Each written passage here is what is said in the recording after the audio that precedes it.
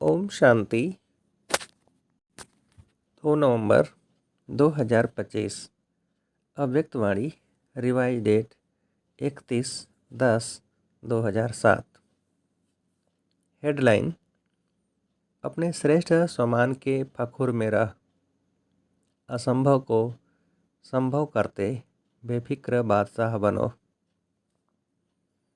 आज बाप दादा अपने चारों ओर के श्रेष्ठ स्वमानधारी विशेष बच्चों को देख रहे हैं। हर एक बच्चे का स्वमान इतना विशेष है जो विश्व में कोई भी आत्मा का नहीं है। आप सभी विश्व की आत्माओं के पूर्वज भी हो और पूज्य भी हो। सारी सृष्टि के वृक्ष की जड़ में आप आधार मूर्त हो। सारे विश्व के पूर्वज पहली रचना हो। बाप दादा हर एक बच्चे की विशेषता को देख खुश होते हैं।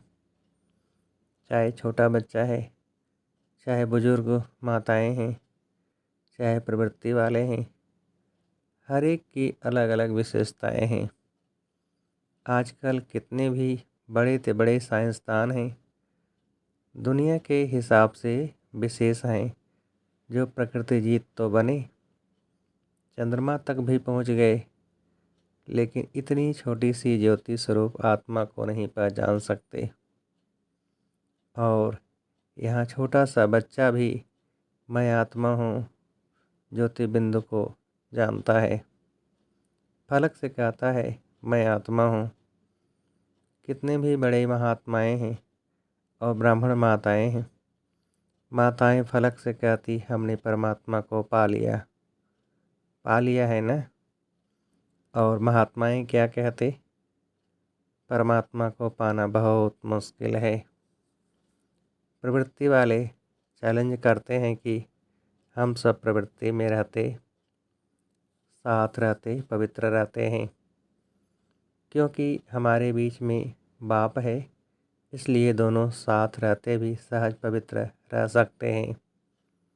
क्योंकि पवित्रता हमारा स्वधर्म है। परधर्म मुश्किल होता है, स्वधर्म सहज होता है। और लोग क्या कहते? आग और कपूर साथ में रह नहीं सकते, बड़ा मुश्किल है।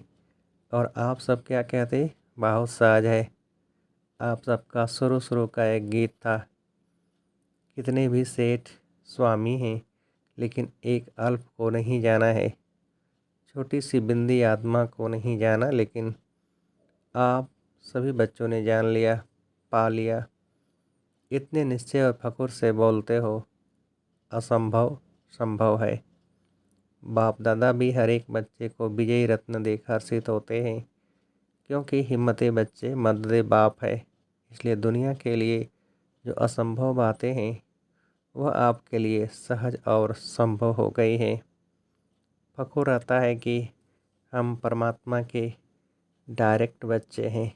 इस नशे के कारण, निश्चय के कारण, परमात्मा बच्चे होने के कारण माया से भी बचे हुए हो। बच्चा बनना अर्थात सहज बच जाना। तो बच्चे हो और सब विघ्नों से, समस्याओं से बचे हुए हो। तो अपने इतने श्रेष्ठ स्वमान को जानते हो ना। क्यों सहज है? क्योंकि आप साइलेंस की शक्ति द्वारा परिवर्तन शक्ति को कार्य में लगाते हो। निगेटिव को पॉजिटिव में परिवर्तन कर लेते हो। माया कितने भी समस्या के रूप में आती है, लेकिन आप परिवर्तन की शक्ति से, साइलेंस की शक्ति से समस्या को समाधान स्वरूप बना देते हो। कारण को निवारण रूप में बदल देते हो। है ना इतनी ताकत? कोर्स भी कराते हो ना, निगेटिव को पॉजिटिव करने की विधि सिखाते हो। यह परिवर्तन शक्ति बाप द्वारा वर्षे में मिली है। एक ही शक्ति नहीं, सर्व शक्तियाँ परमात्मा वर्षा मिला है। इसीलिए बाप दादा हर रोज़ कहते हैं, हर रोज़ मुरली सुनते हो ना, तो हर रोज़ बाप दादा यही कहते, बाप को याद करो और वर्षे को याद करो। बाप की याद भी सहज क्यों आती है? जब वर्षे की प्राप्ति को याद करते तो बाप की याद प्राप्ति के कारण सहज आ जाती है। हर एक बच्चे को यह रूहानी फ़ख्र रहता है। दिल में गीत गाते हैं, पाना था वो पा लिया। सभी के दिल में यह स्वतः ही गीत बजता है ना, फ़ख्र है ना। जितना इस फ़ख्र में रहेंगे तो फ़ख्र की निशानी है, बेफिक्र होंगे। अगर किसी भी प्रकार का संकल्प में, बोल में या संबंध संपर्क में फिक्र रहता है तो फ़ख्र नहीं है। बाप दादा ने बेफिक्र बादशाह बनाया है। बोलो, बेफिक्र बादशाह हो? है तो हाथ उठाओ। जो बेफिक्र बादशाह हैं, बेफिक्र हो या कभी कभी फिक्र आ जाता है? अच्छा है। जब बाप बेफिक्र है तो बच्चों को क्या फिक्र है? बाप दादा ने तो कह दिया है, सब फिक्र व किसी भी प्रकार का बोझ है तो बाप दादा को दे दो। बाप सागर है ना, तो बोझ सारा समा जाएगा। कभी बाप दादा बच्चों का एक गीत सुन के मुस्कुराता है। पता है कौन सा गीत? क्या करें, कैसे करें? कभी कभी तो गाते हो ना। बाप दादा तो सुनता रहता है, लेकिन बाप दादा सभी बच्चों को यही कहते हैं, हे मीठे बच्चे, लाडले बच्चे, साक्षी दृष्टा के स्थिति की सीट पर सेट हो जाओ और सीट पर सेट होके खेल देखो, बहुत मज़ा आएगा। वाह! त्रिकालदर्शी स्थिति में स्थित हो जाओ। सीट से नीचे आते इसलिए अपसेट होते हो, सेट रहो तो अपसेट नहीं होंगे। कौन सी 3 चीज़ें बच्चों को परेशान करती हैं? चंचल मन, भटकती बुद्धि और तीसरा पुराने संस्कार। बाप दादा को बच्चों की एक बात सुनकर हंसी आती है। पता है कौन सी बात है? कौन सी बात है? कहते हैं, बाबा क्या करें, मेरे पुराने संस्कार है ना। बाप दादा मुस्कुराता है। जब कह ही रहे हो मेरे संस्कार, तो मेरा बनाया है तो मेरे पर तो अधिकार होता ही है। जब पुराने संस्कार को मेरा बना दिया तो मेरा तो जगह लेगा ना। क्या यह ब्राह्मण आत्मा कह सकती है मेरे संस्कार मेरा मेरा कहा है तो मेरे ने अपनी जगह बना दी है? आप ब्राह्मण मेरा नहीं कर सकते। यह पास्ट जीवन के संस्कार हैं, शूद्र जीवन के संस्कार हैं, ब्राह्मण जीवन के नहीं हैं। तो मेरा मेरा कहा है तो वह भी मेरे अधिकार से बैठ गए हैं। ब्राह्मण जीवन के श्रेष्ठ संस्कार जानते हो ना। और ये संस्कार जिनको आप पुरानी कहते हो वह भी पुराने नहीं हैं। आप श्रेष्ठ आत्माओं का पुराने से पुराना संस्कार अनादि और आदि संस्कार हैं। यह तो द्वापर मध्य के संस्कार हैं। तो मध्य के संस्कार को बाप की मदद से समाप्त कर देना यह मुश्किल नहीं है। परंतु होता क्या है, बाप जो सदा आपके साथ कंबाइंड है, उसे कंबाइंड जान सहयोग नहीं लेते। कंबाइंड का अर्थ ही है समय पर सहयोगी। लेकिन समय पर सहयोग न लेने के कारण मध्य के संस्कार महान बन जाते हैं। बाप दादा जानते हैं कि सभी बच्चे बाप के प्यार के पात्र हैं, अधिकारी हैं। बाबा जानते हैं कि प्यार के कारण ही सभी पहुंच गए हैं, चाहे विदेश से आए हैं चाहे देश से आए हैं, लेकिन सभी परमात्मा प्यार की आकर्षण से अपने घर में पहुँचे हैं। बाप दादा भी जानते हैं प्यार में मेजॉरिटी पास है। विदेश से प्यार के प्लेन में पहुंच गए हो। बोलो, सभी प्यार की डोर में बंधे हुए यहाँ पहुंच गए हो ना। यह परमात्मा प्यार दिल को आराम देने वाला है। अच्छा, जो पहली बार यहाँ पहुँचे हैं वह हाथ उठाओ, हाथ हिलाओ, भले पधारे। अभी बाप दादा ने जो होमवर्क दिया था, याद है? होमवर्क याद है? बाप दादा के पास कई तरफ से रिजल्ट आई है। सभी की रिजल्ट नहीं आई है, कोई की कितने % में आई है। लेकिन अभी क्या करना है, बाप दादा क्या चाहते हैं? बाप दादा यही चाहते हैं कि सब पूजनीय आत्माएं हैं तो पूजनीय आत्माओं का विशेष लक्षण दुआ देना ही है। तो आप सभी जानते हो कि आप सभी पूजनीय आत्माएं हो, तो यह दुआ देना अर्थात दुआ लेना अंडरस्टूड हो जाता है। जो दुआ देता है, जिसको देते हैं उसके दिल से बार बार देने वाले के लिए दुआ निकलती है। तो हे पूज्य आत्माएं, आपका तो निजी संस्कार है दुआ देना, अनादि संस्कार है दुआ देना। जब आपके जड़ चित्र भी दुआ दे रहे हैं, तो आप चैतन्य पूज्य आत्माओं का तो दुआ देना यह नेचुरल संस्कार है। इसको कहो मेरा संस्कार। मध्य द्वापर के संस्कार नेचुरल और नेचर हो गए हैं। वास्तव में यह संस्कार दुआ देने के नेचुरल नेचर है। जब किसी को दुआ देते हैं तो वह आत्मा कितनी खुश होती है, वह खुशी का वायुमंडल कितना सुखदायी होता है। तो जिन्होंने भी होमवर्क किया है उन सबको, चाहे आए हैं चाहे नहीं आए हैं, लेकिन बाप दादा के सामने हैं, तो उन्हों को बाप दादा मुबारक दे रहे हैं।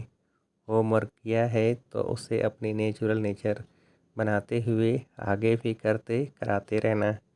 और जिन्होंने थोड़ा बहुत किया है, नहीं भी किया है, तो वह सभी अपने को सदा मैं पूज्य आत्मा हूँ, मैं बाप के श्रीमत पर चलने वाली विशेष आत्मा हूँ, इस स्मृति को बार बार अपनी स्मृति और स्वरूप में लाना। क्योंकि हर एक से जब पूछते हैं कि आप क्या बनने वाले हो, तो सब कहते हैं हम लक्ष्मी नारायण बनने वाले हैं। राम सीता में कोई नहीं हाथ उठाता। जब लक्ष्य है 16 कला बनने का, तो 16 कला अर्थात परम पूज्य आत्मा का कर्तव्य ही है दुआ देना। यह संस्कार चलते फिरते सहज और सदा के लिए बनाओ।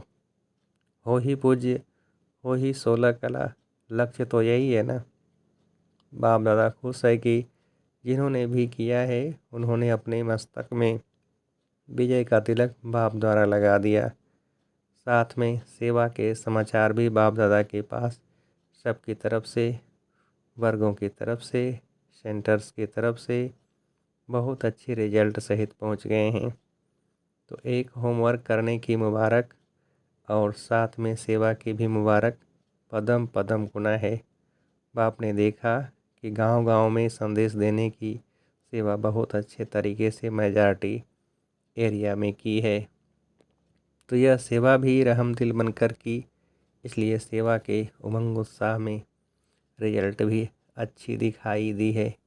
यह मेहनत नहीं की, लेकिन बाप से प्यार अर्थात संदेश देने से प्यार, तो प्यार के मोहब्बत में सेवा की है।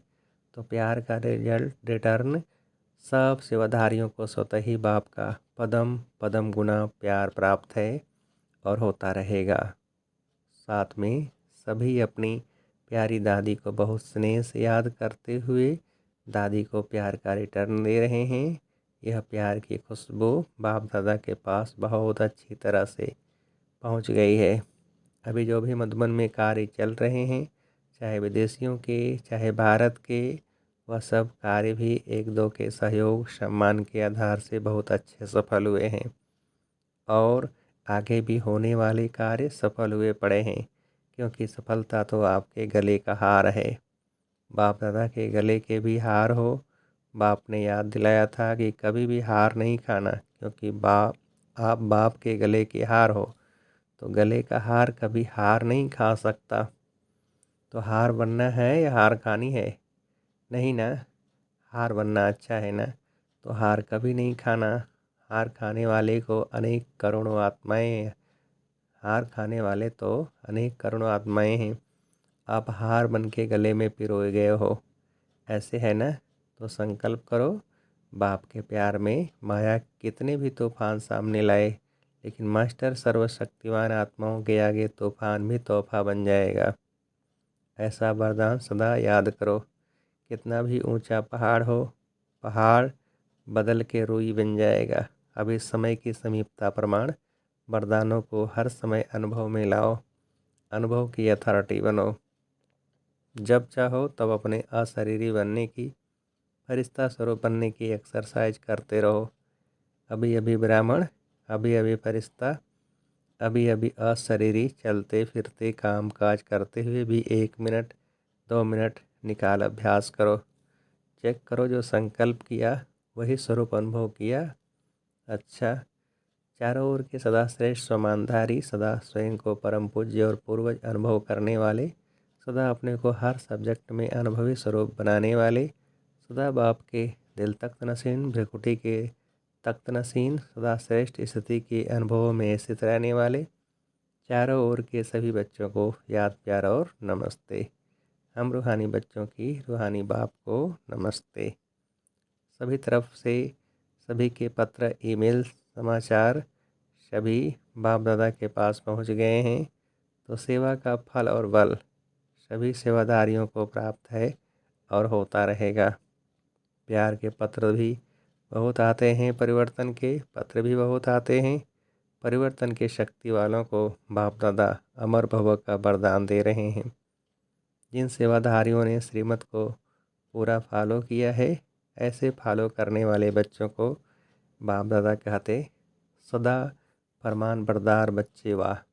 बाप दादा यह वरदान दे रहे हैं और प्यार वालों को बहुत बहुत प्यार से दिल में समाने वाले अति प्यारे और अति माया के विघ्नों से न्यारे ऐसा वरदान दे रहे हैं।